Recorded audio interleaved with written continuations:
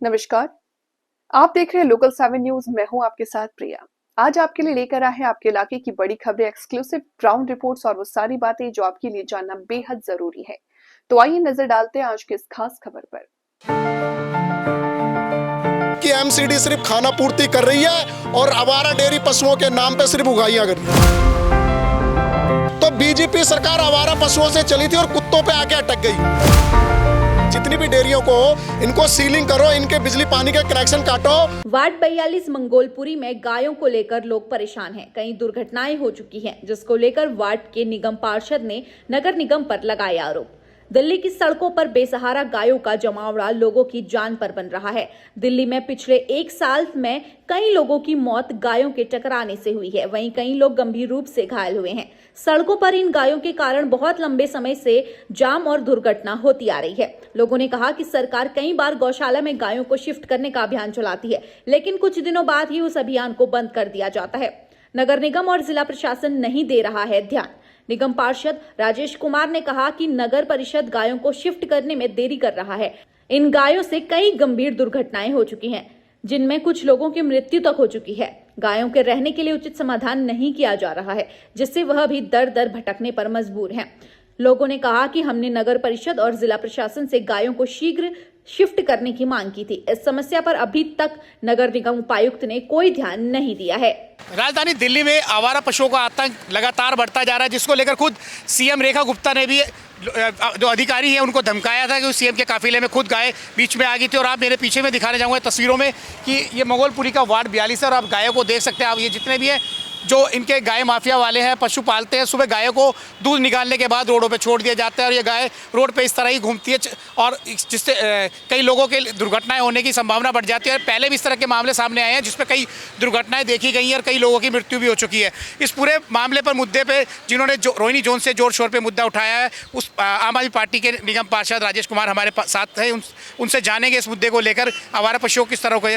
सबसे पहले आपका स्वागत है लोकल 7 में। राजेश जी, जैसे लगातार आप आवारा पशुओं को लेकर, गायों को लेकर मुद्दा उठाते रहेंगे, इसको क्या कहना चाहेंगे? देखिए, मैंने हर माध्यम से, आपके मीडिया के माध्यम से, वार्ड कमेटी के माध्यम से, अधिकारियों को सूचित करके हर माध्यम से बार बार मैं आवारा पशुओं को लगातार 3 सालों से इस मुद्दे को उठा रहा हूँ। आप देखिए कि वार्ड 42 का ये वाई ब्लॉक का मेन रोड है, जहाँ से आवाजाही लाखों लोग यहाँ से ट्रैफिक के माध्यम से या पैदल माध्यम से निकलते हैं। यहाँ पे कई बार हादसे हो चुके हैं, बीच में आवारा पशु आ जाते हैं। कई बार मैंने देखा अपनी आंखों से कि मोटरसाइकिल वाले गिर जाते हैं, गाड़ियों पे टक्कर हो जाती है। मेरे वार्ड के अंदर करीबन अभी 5 ब्लॉकों में 7 से 8 अवैध डेयरियाँ चल रही हैं। ये रोड के ऊपर एक एक पशुओं को पकड़ने के लिए घूमते हैं और ये सिर्फ खाना पूर्ति करते हैं। अभी मैंने वार्ड कमेटी के अंदर मैंने इनको पूरी जोन की डेयरियों की, अवैध डेयरियों की लिस्ट डीसी को व्हाट्सएप पे करी कि भाई अगर आपके पास नहीं है तो मैं आपको देता हूँ। आप इन जितनी भी डेयरियों को इनको सीलिंग करो, इनके बिजली पानी के कनेक्शन काटो। और ये लिस्टें जितनी भी मैंने इनको प्रोवाइड करी है, ये सब एमसीडी से ही मेरे पास आई हैं। सिर्फ ये एमसीडी वाले उन लिस्टों पे डेयरियों की कार्रवाई ना करके, उनको बंद ना करके वहाँ पे महीने में उगाई का काम करते हैं। तो जब मुझ जैसे निगम पार्षद के पास पूरी रोहिणी जैन की पूरी लिस्ट है अवैध डेयरियों की, तो एमसीडी से ही वो मैंने लिए, तो एमसीडी के अधिकारियों के पास भी है, तो उनको उस पर काम करना चाहिए। डेयरियों को वहाँ से बंद करना चाहिए, बिजली पानी कनेक्शन काटने चाहिए। पर उन लिस्टों का उपयोग महीने की 1 से 10 तारीख के बीच में पर डेयरी से उगाई के लिए होता है। दूसरी बात, हमारी दिल्ली सरकार की बीजेपी जो सरकार है, रेखा गुप्ता जी शुरुआत में जैसी आई, फ्लाईओवरों पे गाँव को पकड़ के वहाँ पे आवारा पशुओं को रोक रही थी और वहाँ पे आवारा पशुओं को पकड़ के बार बार कह रही थी कि भाई हम यहाँ आवारा पशुओं को मुक्त करेंगे। तो बीजेपी सरकार आवारा पशुओं से चली थी और कुत्तों पे आके अटक गई। 9 महीने के अंदर कुत्ते केस जीत गए, पर 6 से 7 महीने के अंदर अभी तक इनसे आवारा पशु दिल्ली से नहीं उठाए गए। तो दिल्ली में इतने बुरे हालात है। मेरे वार्ड 42 के अंदर हुसैनी मस्जिद के पास 100-150 गाय बनती हैं।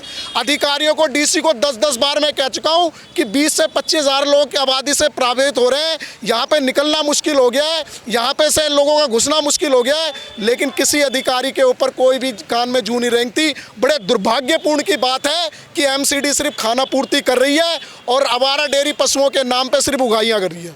आपने बताया जैसे रोहिणी जोन की डीसी यहाँ पे आई थी चेकिंग के लिए, तो उनका क्या कहना है इस मुद्दे पे? अभी मेरे को डीसी मैडम के एक ऑफिस से कॉपी मिली है कि भाई हम इस पर फर्दर जल्दी से एक्शन लेंगे, लेकिन मेरा एक मानना है कि एक्शन तो ये 3 साल से मैं लगातार कह रहा हूँ, कुछ करके दिखाएं, कुछ डेयरियों को मेरे वार्ड में हटाएं। लेकिन खाना अभी क्या होगा कि उसके एक्शन के नाम पे सिर्फ खाना पूर्ति की जाएगी, 1 2 4 गाय उठा ली जाएगी, जब इनके पास इनको डेयरियों का पता है, डेयरियों का सारा स्थान पता है, गाय कहाँ बनती है वो पता है, तो मुझे ऐसा नहीं लगता कि इन्हें एक्शन लेने के लिए बार बार इतना इनको क्या नाम है मुझे बताने की ज़रूरत है। किसी को बताइए सुबह लगाएं और ज्वाइंट ऑपरेशन करके सारी डेयरियाँ खाली करें।